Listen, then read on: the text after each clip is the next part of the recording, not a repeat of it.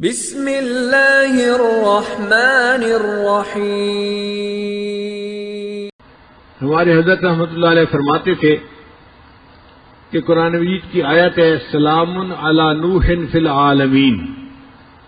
جو بندہ رات کے وقت اس آیت کو پڑھ لے تو اللہ تعالیٰ اس کو موذی چیزوں سے محفوظ فرما لیتے ہیں۔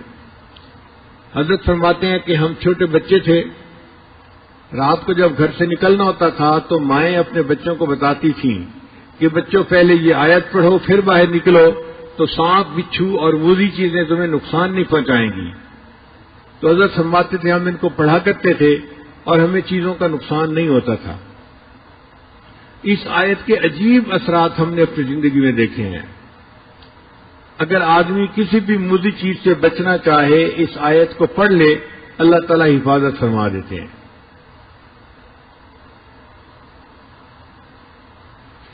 ہمیں سفر میں کئی مرتبہ مشکل پیش آتی ہے۔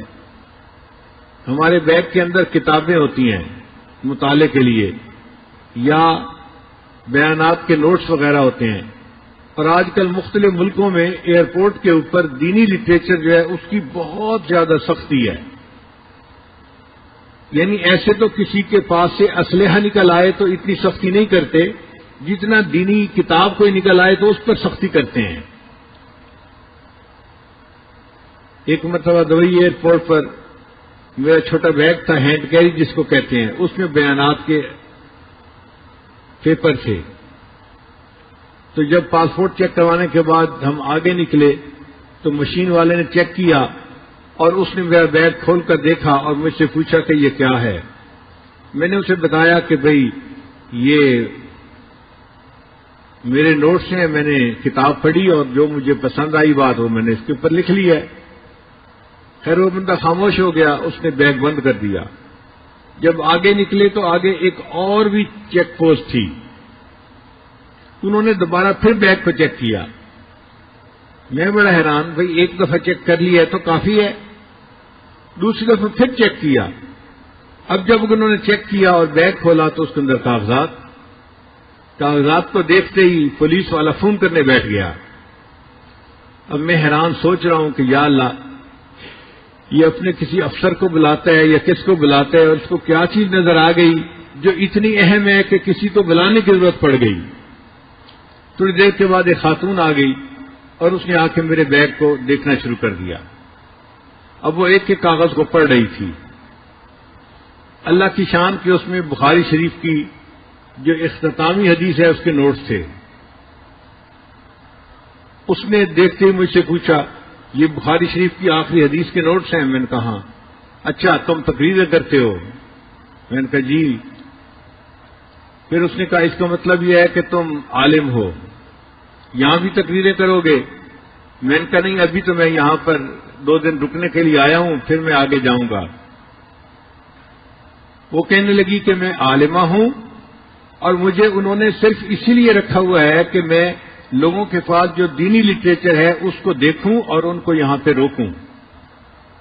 پھر اس نے میرے سارے نوٹس دیکھے، ان کے عنوان پڑھے، تو وہ مجھے کہنے لگے کہ آپ کسی خاص فقہ کے اوپر تقریریں کرتے ہیں؟ میں نے کہا نہیں، میں مسائل کے بارے میں تقاریر نہیں کرتا، میں اصلاحی تقاریر کرتا ہوں۔ تو اللہ نے اس کے دل میں نرمی ڈال دی۔ وہ مجھے کہنے لگی کہ آپ اپنے بیگ کے اندر کاغذات نہ لے کے چلا کریں، آپ کو کسی دن ایئرپورٹ پہ روک لیا جائے گا اور آپ کو جو ہے مشکل میں پڑ جائیں گے آپ۔ اب ہمیں فکر لاحق ہوئی کہ یا اللہ، یہ تو روز کا معاملہ ہے، کریں تو کیا کریں؟ پھر وہ مجھے کہنے لگی تھی کہ آپ یہ نوٹس کیوں ہر وقت ساتھ رکھتے ہیں؟ کتابیں آپ نے کیوں رکھی ہوئی ہیں؟ یہ 2-3 کتابیں تھیں۔ میں ان کا مطالعہ کرتا ہوں ہر وقت بیٹھ کے۔ پھر وہ حیران ہو کے پوچھنے لگی کہ آپ کتابیں پڑھتے رہتے ہیں؟ تو میں نے اسے کہا کہ اس عمر میں اب کتابیں نہیں پڑھوں گا تو کیا ویڈیو گیم کھیلوں گا بیٹھ کے؟ تو اس بات پہ وہ ہنس پڑی، کہنے لگی اچھا ٹھیک ہے آپ جائیں۔ تو میری جان چھوٹ گئی۔ پھر اس کے بعد ہمیں پریشانی ہوئی کہ یا اللہ، اب ان نوٹس کا کیا کریں؟ ہمیں ضرورت بھی پڑتی ہے، مختلف جگہوں پہ جانا ہوتا ہے، کبھی یہ بیان کرو کبھی وہ بیان کرو۔ تو نوٹس کا ہونا بھی ضروری اور ہیں بھی پابندیاں.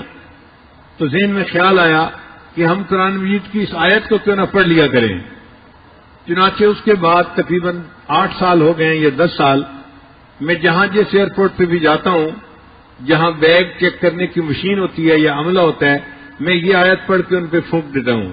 وَجَعَلْنَا مِن بَيْنِ أَيْدِيهِمْ سَدًّا وَمِنْ خَلْفِهِمْ سَدًّا فَأَغْشَيْنَاهُمْ فَهُمْ لَا يُبْصِرُونَ. اللہ کی شان دیکھیں کہ پچھلے پھر 8-10 سال میں پھر کسی نے کبھی مجھے کھڑا نہیں کیا. تو جہاں آپ کو کسی موذی سے ایذا کا ڈر ہو، اس وقت یہ آیت اگر پڑھ دی جائے تو یہ انسان کو فائدہ دیتی ہے.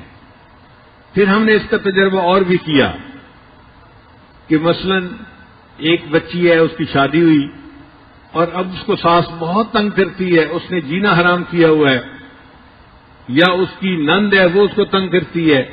تو ہم نے کہا کہ بھئی آپ صبح صبح اٹھا کریں، فجر کی نماز بھی پڑھا کریں اور یہ آیت پڑھ کے ان پہ دم کر دیا کریں، اللہ تعالیٰ ان کے شر سے حفاظت فرمائیں گے.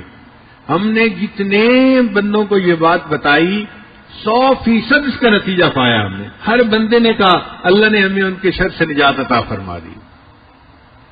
پھر اس کا ایک اور بھی استعمال ہے کہ بعض بچیاں گھر سے نکلتی ہیں تو اوباش لڑکے ان کو تنگ کرتے ہیں. کالجوں یونیورسٹیوں میں جو لڑکیاں جاتی ہیں، تو اگر وہ اس آیت کو پڑھ کے پھونک دیا کریں تو راستے میں کوئی ان کو تنگ نہیں کرے گا، کسی سے ان کو ایذا نہیں ملے گی، اللہ ان کی حفاظت فرمائیں گے.